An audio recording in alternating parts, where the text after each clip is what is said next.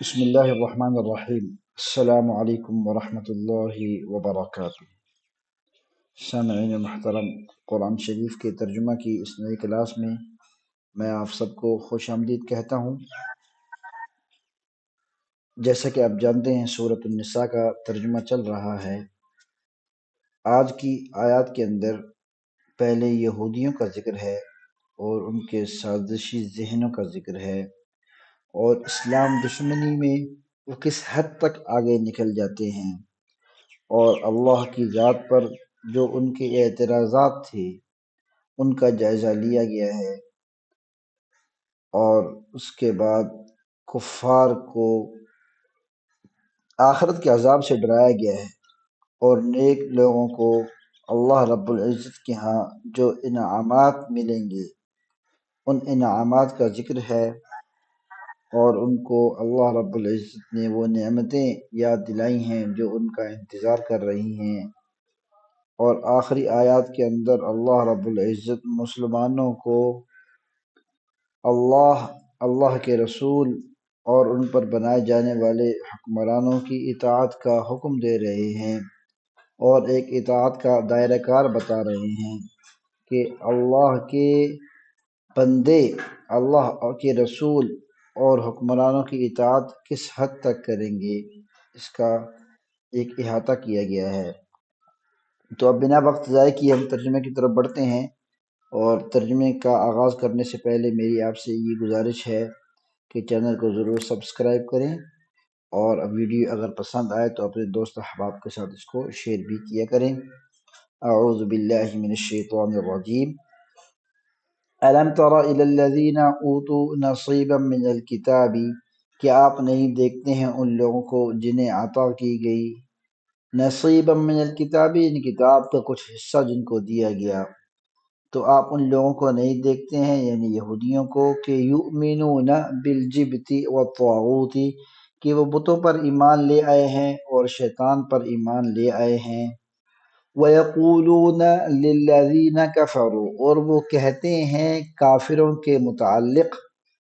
هَؤُلَاءِ أَهْدَىٰ مِنَ الَّذِينَ آمَنُوا سَبِيلًا، کہ یہ لوگ یعنی کافر لوگ زیادہ ہدایت پر ہیں، من الذین آمنوا، ایمان لے آنے والوں کے مقابلے میں یہ زیادہ ہدایت پر ہیں۔ سبیلہ کا مطلب راستہ ہوتا ہے، اہدا سبیلہ یعنی زیادہ درست راستے پر ہیں۔ تو یہ آیت ہے اور اس کا ایک پس منظر ہے۔ اس کا پس منظر یہ ہے کہ جب نبی کریم صلی اللہ علیہ وسلم تشریف لائے مدینہ طیبہ کے اندر، تو آپ صلی اللہ علیہ وسلم نے پڑوس میں بسنے والے یہودی قبائل کے ساتھ یہ معاہدہ کیا تھا کہ تم جو ہے کسی باہر کے کسی آدمی کی مدد نہیں کرو گے مسلمانوں کے خلاف اگر مدینے پر کوئی حملہ کرنے کا سوچے، اور بلکہ مدینہ کی حفاظت کے لیے ہمارا ساتھ دو گے۔ تو جب جنگ احد ہوئی اور یہودی جو ہے وہ اپنے سازشی اور مکار ذہن کی وجہ سے پہلے ہی سازشیں بننے کے بڑے ماہر تھے، تو انہوں نے جنگ احد کے بعد ان کے دو جو سردار تھے، ایک حیی بن اخطب اور ایک کعب بن اشرف،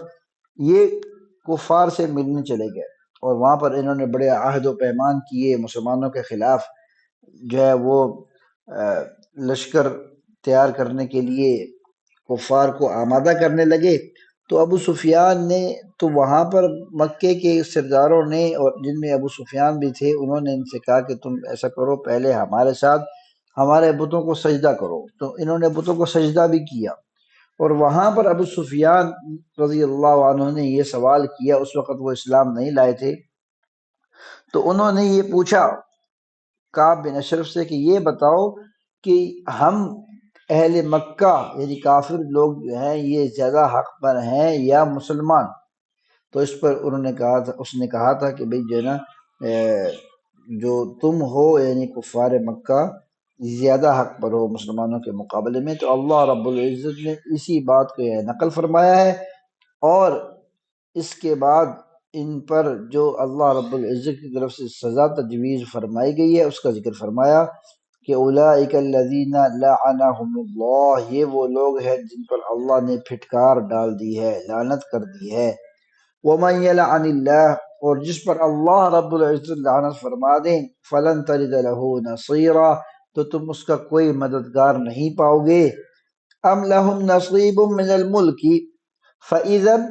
لا یؤتون الناس نقیرا، تو بھلا کیا یہ جو اعتراض کر رہے ہیں آج نبوت کے حوالے سے کہ یہ نبوت جو ہے یہ یہودی یا بنو اسحاق کا حق تھا، تو ان کا جو یہ دعویٰ ہے کہ ملک اور نبوت تو بنی اسرائیل میں آنی تھی، یہ جو ہے قریش میں کیسے چلی گئی، بنی اسماعیل میں کیسی چلی گئی؟ تو اللہ رب العزت اس بات کا ایک جو ہے دنیاوی مثال سے جواب دے رہے ہیں کہ دیکھو یہ نبوت تو بہت بڑی چیز ہے، یہ حکومت تو بہت بڑی چیز ہے، اگر میں ان کو کچھ ان کی حکومت میں کچھ چیزیں دنیاوی چیزیں دے دیتا تو اس میں لوگوں کو یہ کھجور کے اوپر جو کھجور کے اندر جو گٹھلی ہوتی ہے نا وہ بھی یہ لوگوں کو نہ دیتے۔ ام لہم نصیب من الملک، تو بھلا کیا ان کے کوئی حصہ ہے ملک کے اندر؟ فَإِذًا، تو بس اگر ایسا ہوتا کہ ان کا کوئی حصہ ہوتا ملک کے اندر تو لا یؤتون الناس نقیرا، تو یہ لوگوں کو کھجور کی گٹھلی بھی نہ دیتے۔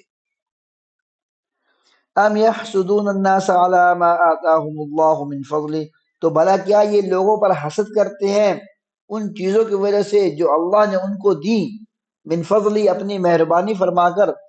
یعنی جو نبوت نبی کریم صلی اللہ علیہ وسلم کو ملی، تو ان پر اگر ان کو یہ اعتراض ہے تو فقد آتینا آل ابراہیم الکتاب والحکمت وآتیناہم ملکا عظیما، تو حضرت ابراہیم علیہ السلام کی اولاد یعنی بنو اسرائیل کو تو ہم نے بہت پہلے کتاب اور حکمت سے نوازا، اور ہم نے ان کو بڑا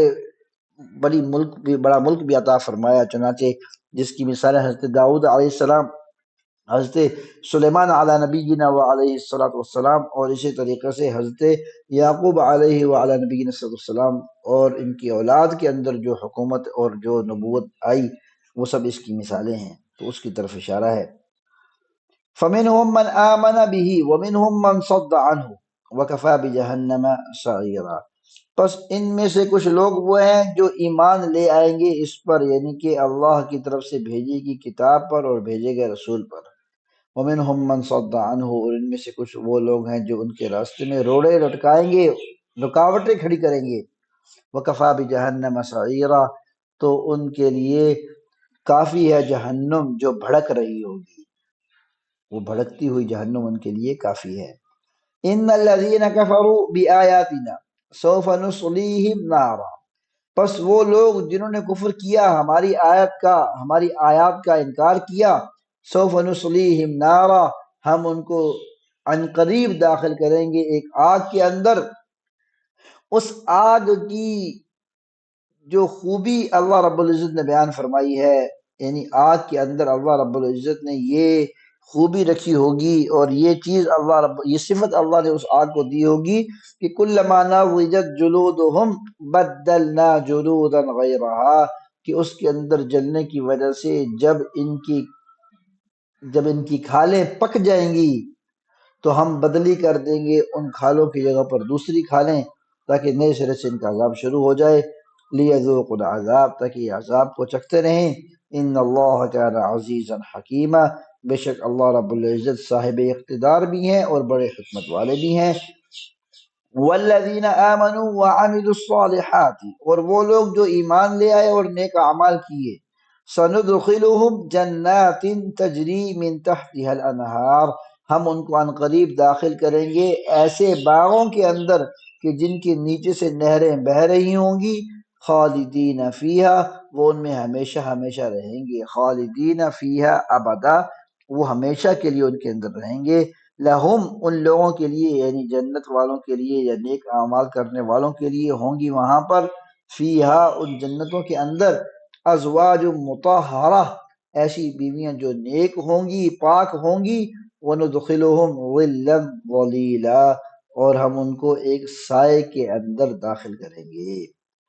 ان اللہ یأمرکم ان تؤدوا الامانات الی اہلها،